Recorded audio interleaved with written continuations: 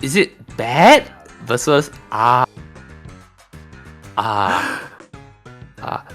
No, I wasn't thinking. I just want you to know that I really think the team is bad. I think, and you know, I'm thinking of the other one. Not too sure where we're gonna go with this, but if you still don't get the joke, yes, the team we're going against is literally called Bad Question Mark and yes. It's like I feel like it's like Is it Oh, we don't have the map visual. Oh, that's a shame. You know what visual we do have? And I'm not sure if this is gonna happen, but if you can play the match point thing. Yeah, I'm that kid.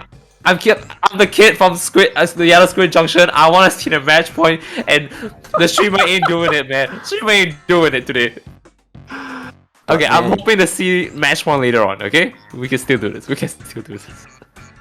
Oh, we'll have to see. But yeah, Barnacle and Dime is gonna be our first map, and unfortunately, we just don't have the visuals for it. But Zones on Barnacle, like, I have yet to really play too much of it, but I've heard good things about it.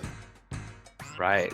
I mean, you know what's another good thing you can hear from? It's the teams. Let's look at their roster real quick from the side of Bad Question Mark. I really don't want to make it sound any better, but we got Vinyl, Log, Wild Mike, Kairu, and Loga. And on the other side of we have 4 players only, so they've got a pretty tight-knit team right here. We have Rally, you know, with a little heart emoji at the back. We have Where's Bear, Avril, and Guigas. So let's see how they play this out. Barnacle is going to be the first map coming out, but I'm pretty sure we've got something to look forward to. Any weapon picks here? Well, I know I recognize several of the names on these teams. I think both of them are pickups. Both Logan... Pickups! I think Avril is a Charger main, or at least an anchor from what I remember. And Logan? I'm trying to remember if they are, or if... No, they are not going to be playing backline for this one. Well, we don't have to think too long or too much further, as we are going to see this round how it's going to play out. As now we pop into it, we do see their comps. A lot of LDEs here, and I'm very surprised at that. But then again, this is Splat Zones. You know, can really count down to the timer if they play their cards right. So, good on them. They know their matchups here coming from... This is going to get confusing. Wow, there's weapon selection. Like, they have 2 suction bombs. Like, that's some ink-hungry subs right there. And, like, it certainly do a lot of damage and paint, but I can definitely see them running the LDE for that. Yeah, and I'm very surprised they're also running the bubbler. It's not something that's very commonly used on, like, I want to say on Splat Zones, but controlling an entire area for a short while, it's not exactly the worst thing compared to, like, you know, dropping a Booyah Bomb and having it completely gone. So, they've got something going for sure. Oh, this is a pretty large zone in, like, just compared to some of the other zones we've seen. So I think having the bubbler, like, it can take at least a corner of that, and they don't seem to be needing it though. Like, just moving and getting the triple off of that. Like, I get what you mean. Not bad.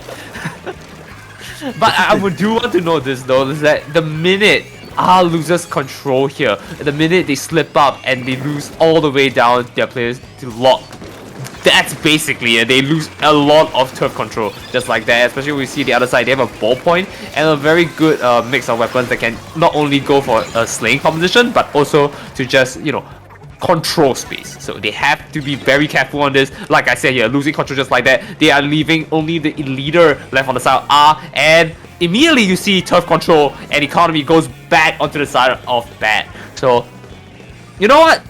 Prediction came true. Pretty happy about that. But let's see how they are able to take it back as R is trying to make their way here. Rally is trying to just sit in the corner here, finding an opportunity to just rope him in, but not too good right there.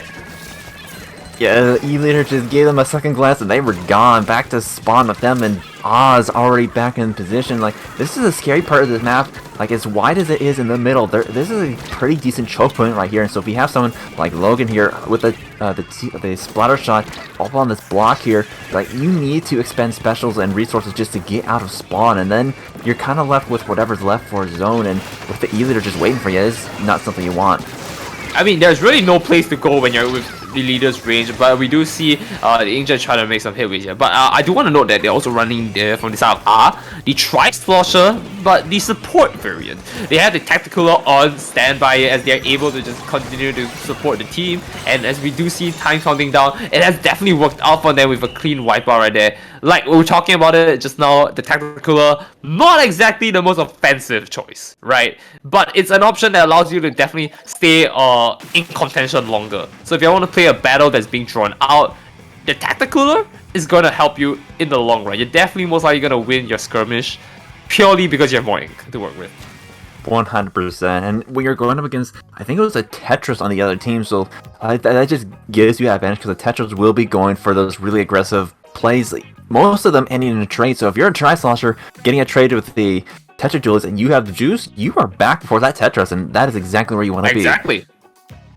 Oh, okay, I just realized the colors have been swapped, so you know, I called the teams out for a reason. I don't know if Chan and Home, you guys are paying attention. See, this is why I tell you who is in what teams, but Bat is actually the orange side of things, and Anna was the blue, so little fun fact for you there. Hope you're paying attention. Hoo hee ha ha.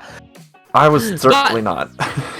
You weren't? Alright. I caught you on this one. Let's see if we can catch the next one. But now that we're in it with Bat moving up one game, that means we're at match point. We just got to see the thing. Come on, streamer. You got this. We'll see it. And then we got... Come on. It was once the match starts, we'll get to see it come up.